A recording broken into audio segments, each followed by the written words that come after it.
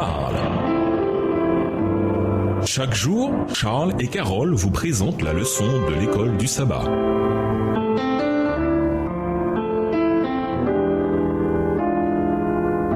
Bienvenue dans votre émission Dieu nous parle. Nous voilà à la leçon 5, la foi d'Abraham. Étude de la semaine, Genèse 15, verset 6, 2 Samuel 11 et 12, Romains 3, les versets 20 et 31, Romains 4, les versets 1 à 17, Galates 3, les versets 21 à 23 et 1 Jean 3, verset 4. Verset à mémoriser. Alors, au moyen de la foi, réduisons-nous à rien la loi? Romains 3, le verset 31. À bien des égards, Romains 4 va au cœur du fondement de la doctrine biblique du salut par la foi seule et de ce qui a engendré la réforme. En effet, il y a 500 ans, cette semaine, tout a commencé avec Luther et les protestants fidèles ne sont jamais revenus en arrière. En évoquant Abraham, modèle de sainteté et de vertu, comme exemple de quelqu'un qui avait pourtant besoin d'être sauvé par grâce sans les œuvres de la loi, Paul n'a laissé aucune place pour le malentendu. Si les œuvres et l'observation de la loi du meilleur d'entre nous n'ont pas suffi à le justifier devant Dieu, quel espoir reste-t-il à tous les autres? Si Abraham a dû être sauvé par grâce, ce doit être la même chose pour tous, juifs et gentils. Dans Romains 4, Paul révèle 3 étapes majeures dans le plan du salut. Premièrement, la promesse de la bénédiction divine, la promesse de la grâce. Deuxièmement, la réponse humaine à cette promesse, la réponse de la foi. Et troisièmement, la déclaration divine de justice imputée à tous ceux qui croient, justification. Il en a été ainsi pour Abraham et il en est ainsi pour nous. Il ne faut surtout pas oublier que pour Paul, le salut ne s'obtient que par grâce. C'est quelque chose qui nous est donné, bien que nous en soyons indignes. Si nous le méritions, alors ce serait un dû. Et si c'était un dû, ce serait une dette et non un don. Pour des êtres corrompus et déchus tels que nous, le salut doit être un don. Pour étayer son argument sur le salut par la foi seule, Paul revient jusqu'au livre de la Genèse en citant Genèse 15, verset 6. Il mit sa foi dans le Seigneur. Il le lui compta comme justice. Nous avons là, dans l'une des toutes premières pages de la Bible, la justification par la foi. Et nous vous laissons avec cette réflexion. Depuis la chute, le péché fait naturellement partie de nous. Il n'y a rien que nous puissions faire pour nous sauver nous-mêmes, par nous-mêmes. Au revoir. Et à demain si Dieu veut. Dieu nous parle. Chaque jour, Charles et Carole vous présentent la leçon de l'école du sabbat.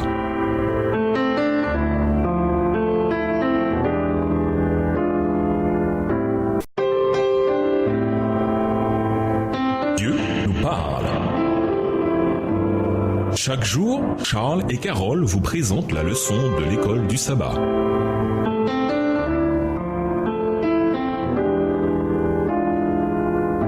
Bienvenue dans votre émission Dieu nous parle. Nous voilà à la leçon de dimanche, la loi. Lisons Romains 3, le verset 31. Qu'affirme Paul ici? Pourquoi cette affirmation est-elle importante pour nous en tant qu'adventistes? Romains 3, verset 31. Anéantissons-nous donc la loi par la foi? Loin de là, au contraire, nous confirmons la loi. Dans ce passage, Paul déclare avec insistance que la foi ne réduit pas à néant la loi de Dieu. Néanmoins, même ceux qui gardaient la loi, y compris toutes les lois de l'Ancien Testament, n'étaient jamais sauvés par cela. La religion de l'Ancien Testament, comme celle du Nouveau, a toujours été une religion de la grâce de Dieu accordée aux pécheurs par la foi. Lisons Romains 4, les versets 1 à 8. Comment ce passage montre-t-il que même dans l'Ancien Testament, le salut s'obtenait par la foi et non par les œuvres de la loi? Romains 4, les versets 1 à 8. Que dirons-nous donc qu'Abraham, notre père, a obtenu selon la chair? Si Abraham a été justifié par les œuvres, il a sujet de se glorifier, mais non devant Dieu. Car, que dit l'Écriture? Abraham crut à Dieu et cela lui fut imputé à justice. Or, à celui qui fait une œuvre, le salaire est imputé, non comme une grâce, mais comme une chose due. Et à celui qui ne fait point d'œuvre, mais qui croit en celui qui justifie l'impie, sa foi lui est imputée à justice. Verset 6. De même, David exprime le bonheur de l'homme à qui Dieu impute la justice sans les œuvres. Heureux ceux dont les iniquités sont pardonnées et dont les péchés sont couverts. Heureux l'homme à qui le Seigneur n'impute pas son péché. D'après ce récit de l'Ancien Testament, Abraham a été considéré comme juste parce qu'il crut Dieu. Par conséquent, l'Ancien Testament lui-même enseigne la justification par la foi. Ainsi, toute implication que la foi, réduisant à rien en grec katargeo, rend inutile, invalide, la loi est fausse. Le salut par la foi fait partie intégrante de l'Ancien Testament. La grâce y est enseignée du début à la fin.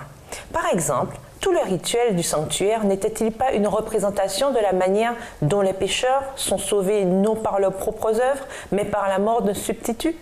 De plus, comment expliquer que David ait été pardonné après la sordide affaire avec Bathsheba? Assurément, ce n'était pas l'observation de la loi qui l'a sauvé, car il en avait transgressé tellement de principes qu'elle le condamnait sur bien des points. Si David avait dû être sauvé par la loi, alors David n'aurait pas été sauvé. Paul présente le retour de David dans la faveur divine comme un exemple de justification par la foi. Le pardon est un acte de la grâce de Dieu. Nous avons donc là tiré de l'Ancien Testament un autre exemple de justification par la foi. En fait, beaucoup de gens étaient devenus légalistes dans l'ancien Israël, mais la religion juive a toujours été une religion de grâce. Le légalisme en était une perversion et non sa fondation. Attardez-vous quelques minutes sur le péché de David et son rétablissement. De Samuel, les chapitres 11 et 12 et Psaume 51. Quelle espérance pouvez-vous retirer de cette triste histoire? Y a-t-il une leçon ici sur la manière dont nous devrions traiter dans l'Église ceux qui sont tombés? Et nous vous laissons avec cette question de réflexion. Si, selon les Écritures, tout individu a été formé et est né dans l'iniquité, comment alors sommes-nous sauvés? Au revoir. Et à demain si Dieu veut.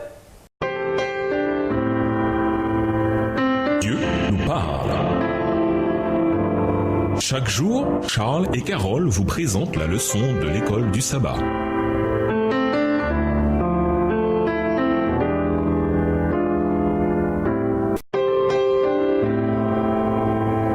Dieu nous parle.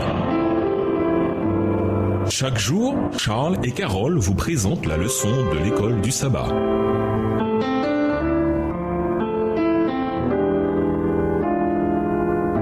Bienvenue dans votre émission Dieu nous parle.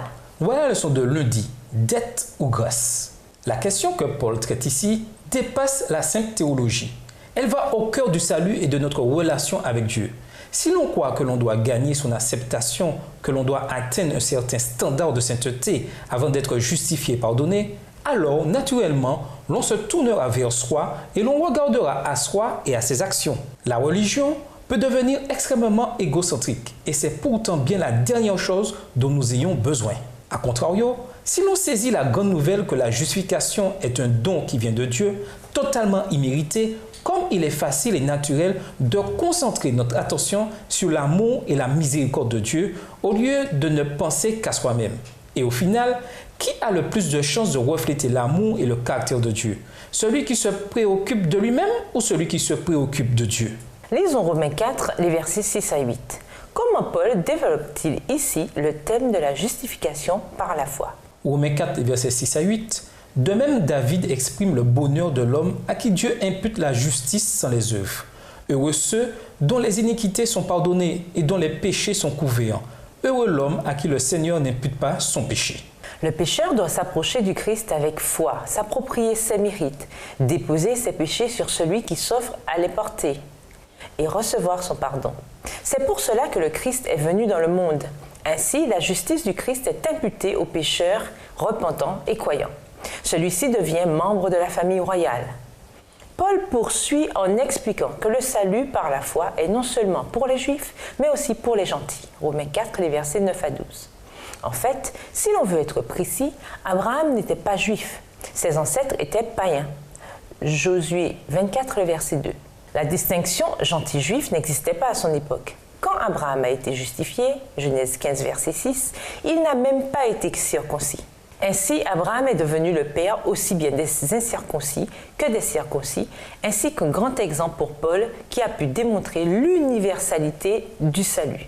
La mort de Christ était pour tout le monde, quelle que soit son origine ou sa nationalité. Hébreux 2, le verset 9.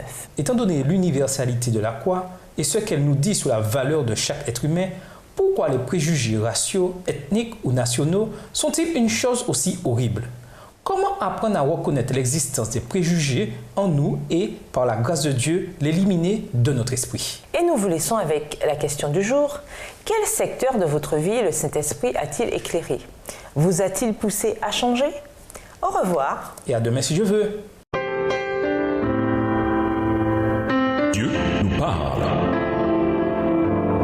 Chaque jour, Charles et Carole vous présentent la leçon de l'école du sabbat.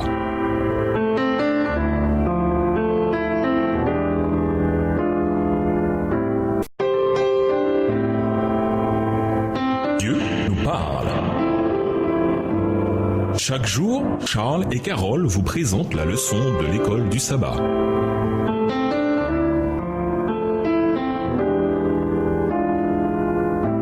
Bienvenue dans votre émission. Dieu nous parle. Nous voilà à la leçon de mardi, la promesse. Il y a 500 ans, jour pour jour, Martin Luther placarda ses 95 thèses sur la porte de l'église du château de Wittenberg. Chose fascinante, le sujet d'aujourd'hui est également le cœur du salut par la foi. Dans Romains 4, verset 13, promesses et lois sont mises en opposition.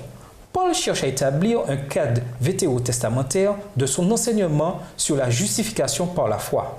Il trouve l'exemple d'Abraham, que tous les Juifs considéraient comme leur ancêtre. Abraham avait été accepté ou justifié en dehors de la loi. Dieu avait promis à Abraham qu'il serait héritier du monde. Abraham avait cru à cette promesse, c'est-à-dire qu'il avait accepté le rôle que cela impliquait. Par conséquent, Dieu l'a accepté et a agi à travers lui pour sauver le monde. C'est un exemple fort de l'action de la grâce dans l'Ancien Testament et c'est sans aucun doute pour cela que Paul l'a choisi. Lisons Romains 4, les versets 14 à 17. De quelle manière Paul continue-t-il de montrer que le salut s'obtenait déjà par la foi dans l'Ancien Testament? Voir également Galates 3, les versets 7 à 9. Romains 4, les versets 14 à 17. Car si les héritiers le sont par la loi, la foi est vaine et la promesse est anéantie. Parce que la loi produit la colère, et que là où il n'y a point de loi, il n'y a point non plus de transgression. C'est pourquoi les héritiers le sont par la foi, pour que ce soit par grâce, afin que la promesse soit assurée à toute la postérité, non seulement à celle qui est sous la loi, mais aussi à celle qui a la foi d'Abraham, notre Père à tous, selon qu'il est écrit « Je t'ai établi Père d'un grand nombre de nations. Il est notre Père devant celui auquel il a cru, Dieu, qui donne la vie aux morts et qui appelle les choses qui ne sont point comme si elles étaient. » Galates 3, les versets 7 à 9. Comme Abraham crut à Dieu et que cela lui fut imputé à justice, reconnaissez donc que ce sont ceux qui ont la foi qui sont fils d'Abraham. Aussi l'Écriture, prévoyant que Dieu justifierait les païens par la foi, a d'avance annoncé cette bonne nouvelle à Abraham. Toutes les nations seront bénies en toi, de sorte que ceux qui croient sont bénis avec Abraham le croyant. Comme nous l'avons dit au début, il ne faut pas oublier à quelle personne Paul s'adresse. Ces croyants juifs étaient immergés dans la loi de l'Ancien Testament et beaucoup en étaient arrivés à croire que leur salut reposait sur une bonne observation de la loi, même si ce n'était pas ce qu'enseignait l'Ancien Testament. En cherchant à corriger cette idée fausse, Paul soutient qu'Abraham, même avant la loi au Sinaï, avait reçu les promesses non par les œuvres de la loi, ce qui aurait été difficile car la loi, c'est-à-dire la Torah et tout le système cérémoniel n'étaient pas encore en place, mais par la foi. Si Paul fait référence ici exclusivement à la loi morale qui existait en principe avant le Sinaï, l'idée reste la même. Chercher à recevoir les promesses de Dieu à travers la loi, dit-il, réduit à rien la loi, la rend même inutile.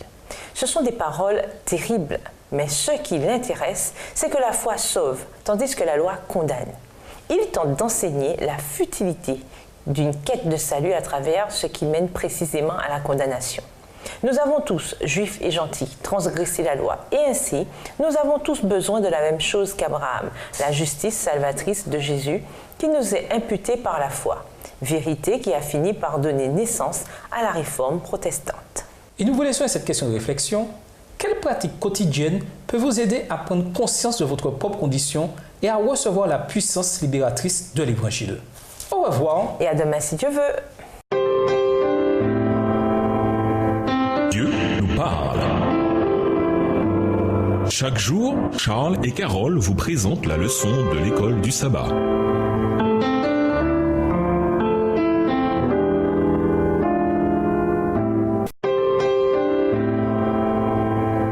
Dieu nous parle. Chaque jour, Charles et Carole vous présentent la leçon de l'école du sabbat.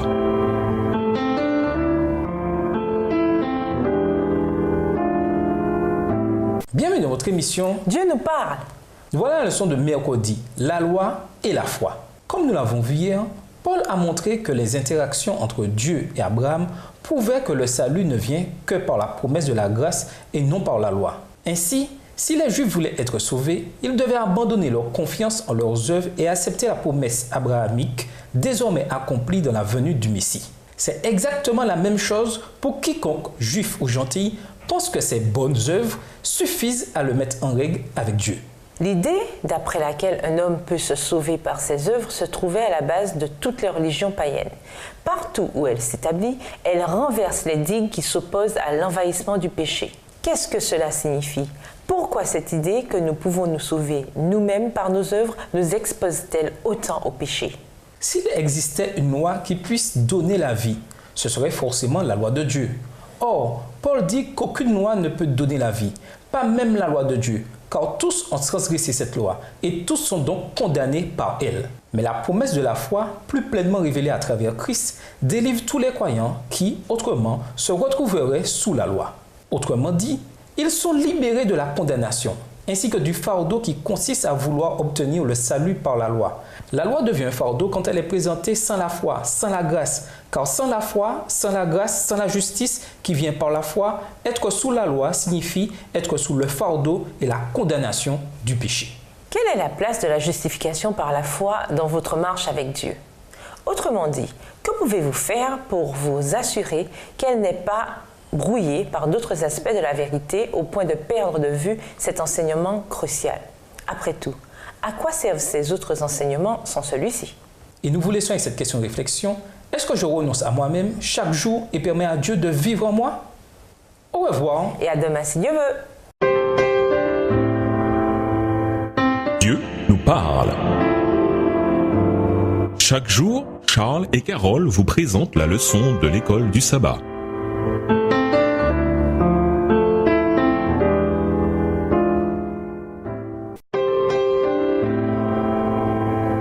Dieu nous parle. Chaque jour, Charles et Carole vous présentent la leçon de l'école du sabbat.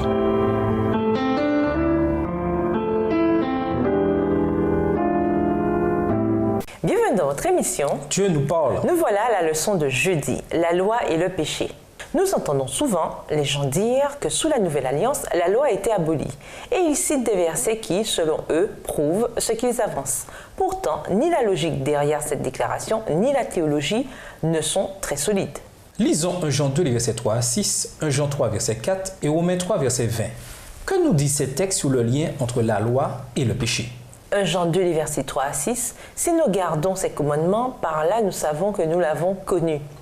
Celui qui dit « je l'ai connu » et qui ne garde pas ses commandements est un menteur et la vérité n'est point en lui. Mais celui qui garde sa parole, l'amour de Dieu est véritablement parfait en lui. Par là nous savons que nous sommes en lui. Celui qui dit qu'il demeure en lui doit marcher aussi comme il a marché lui-même. 1 Jean 3, verset 4. Quiconque pêche transgresse la loi et le péché est la transgression de la loi. Romains 3, le verset 20. Car nul ne sera justifié devant lui par les œuvres de la loi, puisque c'est par la loi que vient la connaissance du péché. Il y a quelques siècles, Jonathan Swift a écrit « Disons qu'un homme déclare que les mots « boire »,« tricher »,« mentir »,« voler » sont par une loi expulsés de la langue anglaise et des dictionnaires. Est-ce que nous nous réveillerons tous le lendemain matin, tempérants, honnêtes et justes et aimant la vérité? Serait-ce une conséquence logique? De la même manière, si la loi de Dieu avait été abolie, alors pourquoi le mensonge, le meurtre et le vol sont-ils toujours considérés comme mauvais? Si la loi de Dieu avait été changée, alors il faudrait aussi changer la définition du péché. Ou bien si la loi de Dieu avait été abolie, alors le péché aussi serait aboli. Et qui peut croire une chose pareille? Voir également 1 Jean 1, les versets 7 à 10, Jacques 1, les versets 14 et 15. Dans le Nouveau Testament, il est question aussi bien de la loi que de l'Évangile. La loi montre ce qu'est le péché. L'Évangile indique le remède à ce péché, c'est-à-dire la mort et la résurrection de Jésus. S'il n'y a pas de loi, il n'y a pas de péché. Alors dans ce cas, de quoi sommes-nous sauvés? Ce n'est que dans le contexte de la loi et de sa validité permanente que l'Évangile a du sens. Nous entendons souvent que la croix a invalidé la loi. C'est assez ironique, car la croix montre que la loi ne peut être abrogée ni modifiée. Si Dieu n'a pas abrogé, ni même changé la loi avant que le Christ ne meure sur la croix, alors pourquoi le faire après? Pourquoi n'a-t-il pas aboli la loi juste après le péché de l'humanité pour s'épargner le châtiment légal qu'entraîne la transgression de la loi? De cette façon, Jésus n'aurait jamais eu à mourir. La mort de Jésus montre que si la loi avait pu être changée ou abrogée, cela aurait dû être fait avant la croix et non après. Ainsi, rien ne montre la validité permanente de la loi davantage que la mort de Jésus qui a eu lieu précisément parce que la loi ne pouvait être changée. Si la loi avait pu être changée pour se mettre au niveau de notre condition déchue, est-ce que cela n'aurait pas été une meilleure solution au lieu que Jésus ait à mourir? S'il n'y avait aucune loi divine contre l'adultère, cet acte causerait-il pour autant moins de souffrance et de peine qu'il n'en cause aujourd'hui à ceux qui en sont victimes? En quoi votre réponse vous aide-t-elle à comprendre pourquoi la loi de Dieu est toujours en vigueur? Quel est votre propre vécu des conséquences de la transgression de la loi de Dieu? Et nous vous laissons avec ces questions du jour. Qu'avaient en commun les Juifs et les gentils pendant toutes ces années passées? Les choses ont-elles changé aujourd'hui? Les musulmans et les chrétiens ont-ils encore les mêmes choses en commun que les Juifs et les gentils avaient? Au revoir. Et à demain si je veux. Dieu nous parle. Chaque jour, Charles et Carole vous présentent la leçon de l'école du sabbat.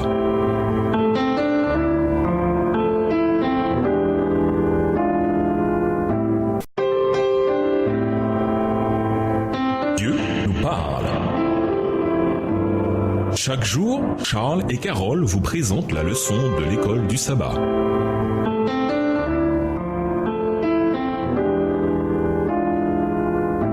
Bienvenue dans votre émission Dieu nous parle. Voilà la leçon de vendredi. Pour aller plus loin, nous vous invitons à lire les livres suivants: Message choisi, volume 1, chapitre 61, pages 454 à 455, Patriarches et prophètes, chapitre 1, les pages 103 à 105, chapitre 32, les pages 339 à 340, le livre Jésus-Christ, chapitre 31, pages 296 et 297, chapitre 66, page 604 et chapitre 79, pages 766 à 768.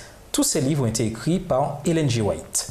Or, à celui qui fait œuvre, le salaire est compté non comme une grâce, mais comme un dû. Romains 4, le verset 4. Ici, l'apôtre explique le passage cité dans Genèse 15 et versets 4 à 6 pour en conclure que la justification ne s'obtient que par la foi et non par les œuvres. Il le fait tout d'abord en expliquant la signification des mots. Il la lui compta comme justice. Ces mots expliquent que Dieu reçoit les pécheurs par la grâce et non en raison de leurs œuvres. Si Satan peut réussir à amener l'homme à estimer ses propres œuvres comme étant des œuvres de mérite et de justice, il sait qu'il peut le vaincre par ses tentations et faire de lui sa victime et sa proie. Enduisez les linteaux de vos portes du sang de l'agneau du calvaire et vous êtes en sécurité. À méditer, pourquoi est-il si important de comprendre le salut par la foi seule en dehors des œuvres de la loi? De quel genre d'erreur cette connaissance peut-elle nous prémunir? Quel danger guette ceux qui perdent de vue cet enseignement biblique crucial? Selon vous, pour quelles autres raisons la loi de Dieu est-elle toujours valide, même lorsque l'on comprend que ce n'est ni la loi ni l'obéissance à la loi qui nous sauve? La question fondamentale qui se trouvait au cœur de la réforme est celle-ci. Comment sommes-nous sauvés? Comment peut-on parler de manière ouverte et franche de la différence entre protestants et catholiques sur ce sujet important sans pour autant se lancer dans des attaques personnelles? En tant que pécheurs justifiés, nous sommes devenus les bénéficiaires de la grâce et de la faveur imméritée de Dieu contre qui nous avons péché. En quoi ce fait devrait-il avoir un impact sur la manière dont nous traitons les autres? De quelle grâce et de quelle faveur faisons-nous preuve envers ceux qui nous ont fait du tort et qui ne méritent vraiment pas notre grâce et notre faveur? Pour conclure, souvent en raison de notre nature déchue, notre supplication est la suivante. « Ô Dieu, aie pitié de moi qui suis un pécheur ». Luc 18, le verset 13. Nous sommes tellement enclins au mal. Heureusement, l'Épître aux Romains nous révèle qu'il y a de l'espoir. La bonne nouvelle, c'est que nous avons un Sauveur qui nous offre le pardon et la grâce, même si nous ne pouvons rien faire pour les mériter. Louons Dieu de ce que nous avons un si bon Père, un Père qui nous aime et qui cherche en dépit de notre condition humaine à nous racheter et à rétablir notre relation originelle avec lui. Au revoir et à demain si Dieu veut. Dieu nous parle. Chaque jour, Charles et Carole vous présentent la leçon de l'école du sabbat.